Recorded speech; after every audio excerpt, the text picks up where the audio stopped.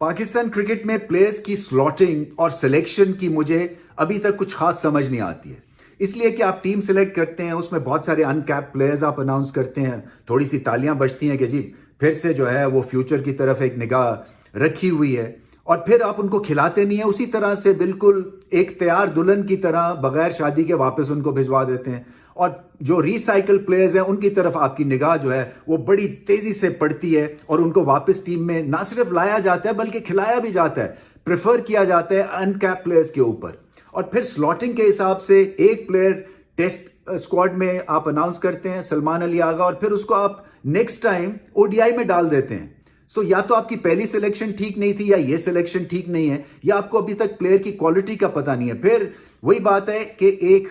36 या 38 साल के फास्ट बॉलर को आप डेब्यू करवा देते हैं जिम्बाब्वे में, जिम्बाब्वे जैसी थकी हुई टीम के खिलाफ, और एक 22 साल के लड़के को आप चांस नहीं देते हैं। मतलब ये दुनिया में कहीं ऐसी चीज नहीं देखी। और फिर उसको आप फारिग भी करवा देते हैं टेस्ट डेब्यू के बाद, यानी कि एक तरह से उसको बेनिफिट मैच वो बनता है और कुछ नहीं है, क्योंकि वो फ्यूचर को सामने रख के आपने उसको टेस्ट मैच की कैप नहीं दी है। एक तरह से जो सर्विसेज थी फर्स्ट क्लास क्रिकेट इतनी देर से खेलने की और रगड़ा खाने की, वो आपने उसको बेनिफिट मैच दे दिया और उसके बाद उसको आपने फारिग कर दिया। तो ये किस किस्म की थिंकिंग और लॉजिक है? फिर ये हाई परफॉर्मेंस सेंटर में बहुत सारा स्प्रेड आपने जमा कर लिया of experience players, of test players, कि जी हम उनको टेक्निकल एतबार से उनकी डेंटिंग पेंटिंग करेंगे, और जो डेंट हैं टेक्निकल वो ठीक करवाएंगे अपने एक्सपर्ट से। देखिए, ये जो ऐसे जो आपके प्लेटफॉर्म्स होते हैं, ऐसे जो सेंटर्स होते हैं, वो एज क्रिकेट के लिए होते हैं, जहां पे आप फ्यूचर के स्टार्स निकालते हैं। और जब आप बड़े बड़े कोचेस लगाते हैं फ्यूचर स्टार्स के ऊपर,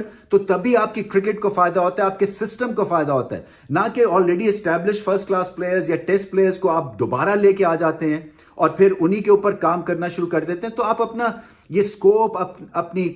कैनवस को कैसे बढ़ाएंगे, प्लेयर्स के टैलेंट को और पूल को कैसे बढ़ाएंगे, अगर आपकी इस तरह से एक तरह से एक्सिक्यूशन और प्लान है? मैं फिर से कहता हूं, पाकिस्तान क्रिकेट को जो सबसे बड़ा मसला है वो उसके जीपीएस अभी तक सेट नहीं हुआ कि हमने आगे कैसे जाना है। हम जो प्लेयर सेलेक्ट कर लेते हैं उससे हमने काम कैसे लेना है और नए प्लेयर्स के साथ क्या करना है, क्योंकि रिसाइकल प्लेयर्स दोबारा से आ जाते हैं और उनको प्रेफर किया जाता है वर्सेस अनकैप प्लेयर्स। जैसे कि अभी भी हैं आपके हारिस सोहेल जो हैं वो वापस आ गए हैं मिडिल ऑर्डर में ओडीआई के, इसलिए समझा यही गया कि वहां पे वैक्यूम क्रिएट हो गया है, तो चलें ये बाहर बैठे रहे हैं और ठोकर खा के अब बेहतर खेलेंगे। मगर पॉइंट यही है कि आपने क्यों नहीं सोचा है और क्यों नहीं नए प्लेयर्स जो हैं वहां पे स्लॉट इन किए हैं, और अगर नए प्लेयर्स उस तरह से आपको कंसिस्टेंसी नहीं दे रहे हैं तो ये किसका प्रॉब्लम है? ये इनके अगर आप लेवल ऑफ स्किल्स जो है वो ठिठर गए हैं, आपने सिलेक्ट तो किया on the basis of talent, फिर मगर वो स्किल्स ऊपर नहीं गए, तो ये किसका मसला है और कौन